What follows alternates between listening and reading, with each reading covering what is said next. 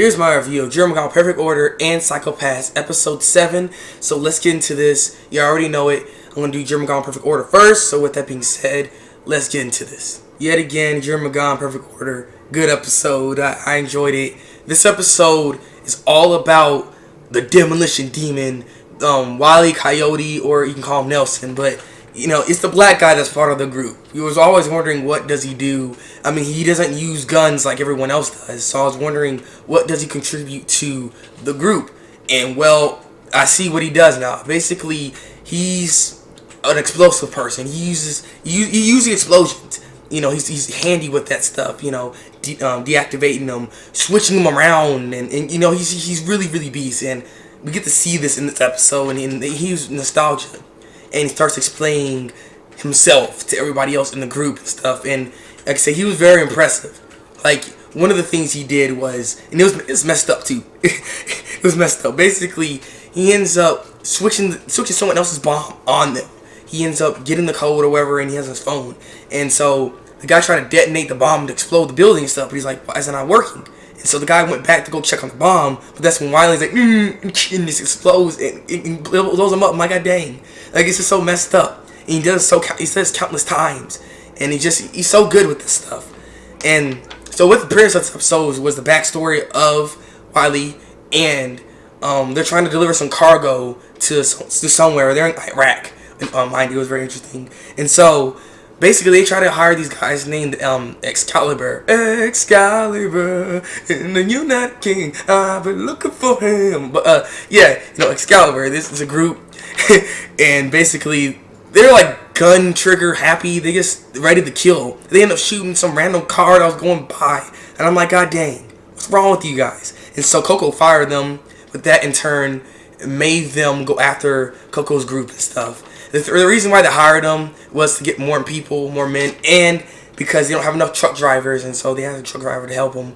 They had this other guy that was with them, though, Mr. Nozar, and basically after they fired the Excalibur group, Nozar stayed behind, and Nozar was basically working with Excalibur, and they called Excalibur to, you know, do this whole, you know, trap and stuff, but it didn't work because Nelson can sense a bomb a mile away. They tried to blow him up, but it didn't work. And so that's when, you know, they had to fight him, and they lost. They got their butts whooped.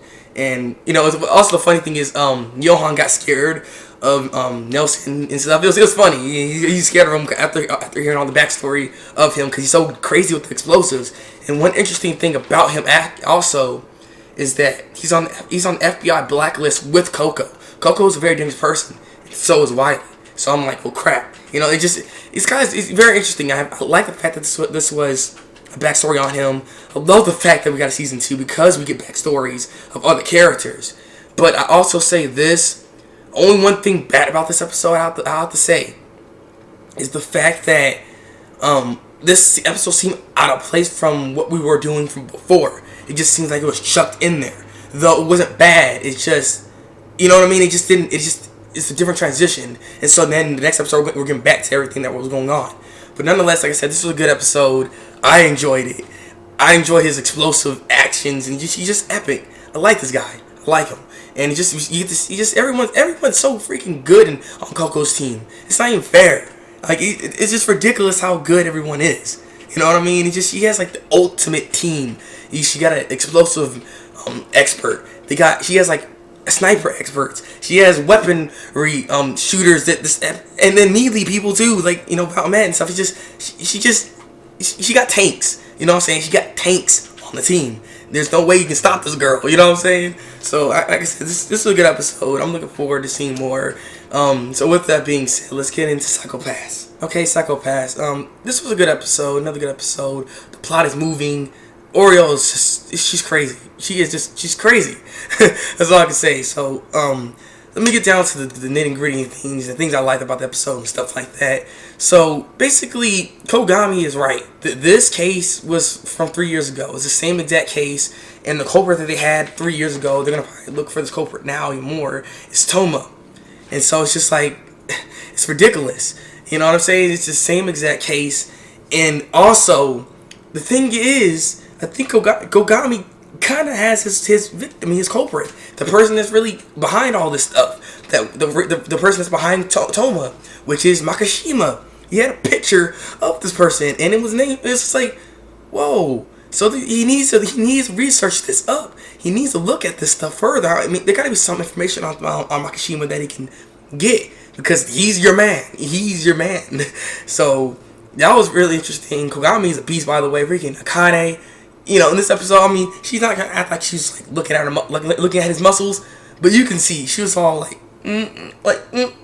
just looking up and down and stuff. Come on, he had a shirt off and stuff. He's working out. Come on, like Akane's like, I wouldn't look at you. I wouldn't look at anything. Like, yeah, sure you were. Yeah, I know what you're doing. I know what you're doing. So there's that, and then we got Oreo. Like I said, she's freaking crazy. She's killing all these girls, and you know, girls keep getting missing, and so on and so forth. And if you really think about this, because this girl, I can't remember her name at the moment, but she was friends with Yoshika and stuff. And the thing is, she's like, Oreo must know something about this stuff, because they all went to her at some point. If they think about it, maybe the girl is doing something, because they all go to her at some point and they go missing. I'm just saying. But so her friend is like, you know, I want to know where Yoshika is and stuff. And she's like, I'm not going to get into this. She's a smart girl. She's like, I'm not going to worry about this. I'm not going to get into any of this stuff. So if you want to look for her, go ahead. And so she ends up trying to talk to Oreo, but you know, Oreo didn't care anymore. Like, she got more crazy. Like, before she was like, oh, I'm going to try to gussy you up. Yo, baby, come here. I take care of you. Take care of you. But she's like, I don't forget this crap. Freaking just puts her and knock her out and stuff. And then she's right there with Yoshika. Yoshika's all cut up and stuff.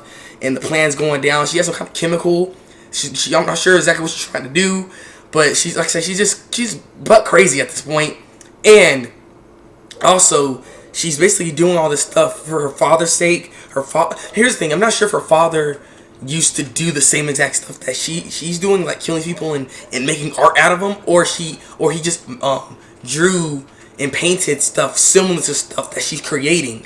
It's one of the two. I'm not exactly sure which one it was, but the whole point is he ended up liking the system. Her father, he loves her so much that he ended up taking all these medications, and now he's just all.